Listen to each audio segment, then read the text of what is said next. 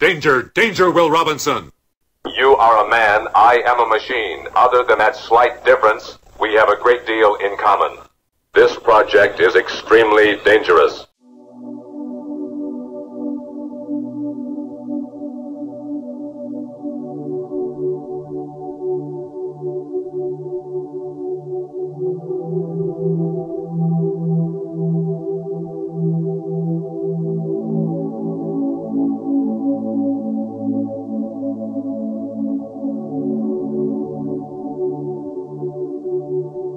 Hey, hello, welcome to the Sloppy Modeler.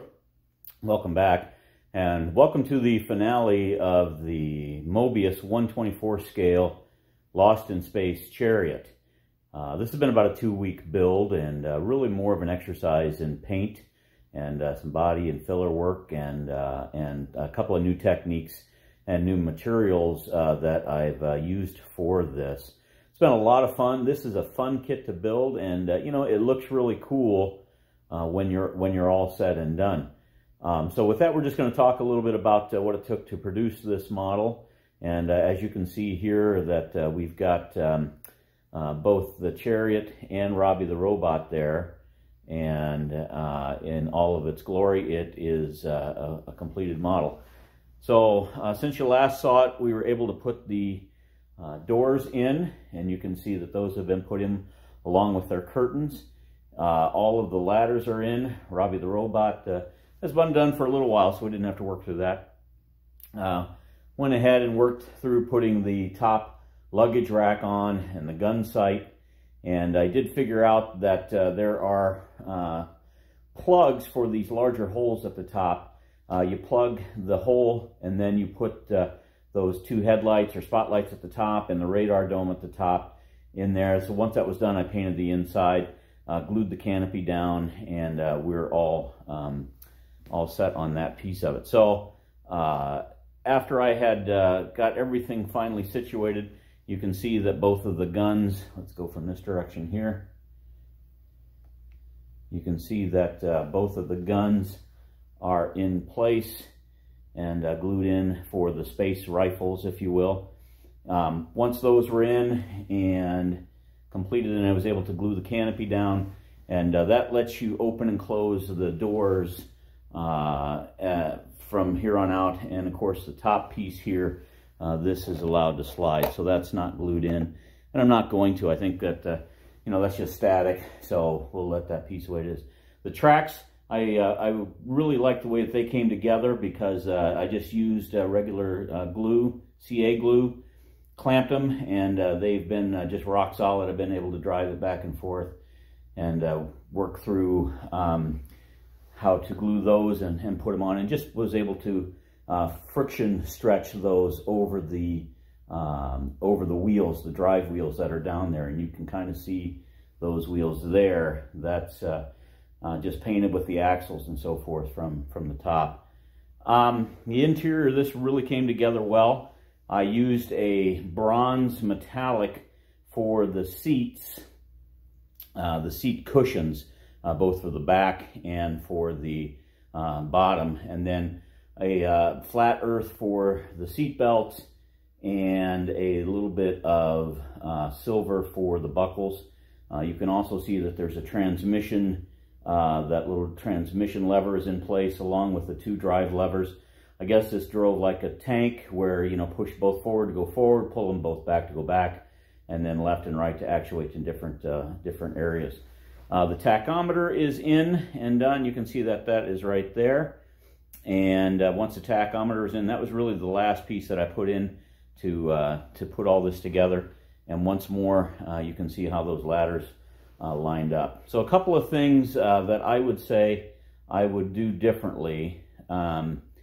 First of all, I would not glue in the curtains that are inside here. There's 6 curtains that glue in when the interior is in place, and you've seen that throughout the build.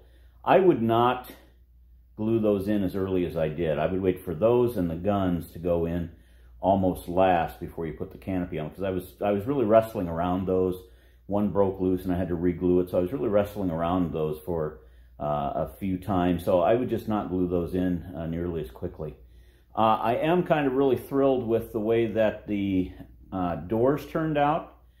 There are some scratches in them, but I will say that they turned out super clear because I used 2 coats of Pledge floor wax and just dipped them, let them dry, and dipped them again and let it dry, and that took care of all the scratches from the paint that I had left on there.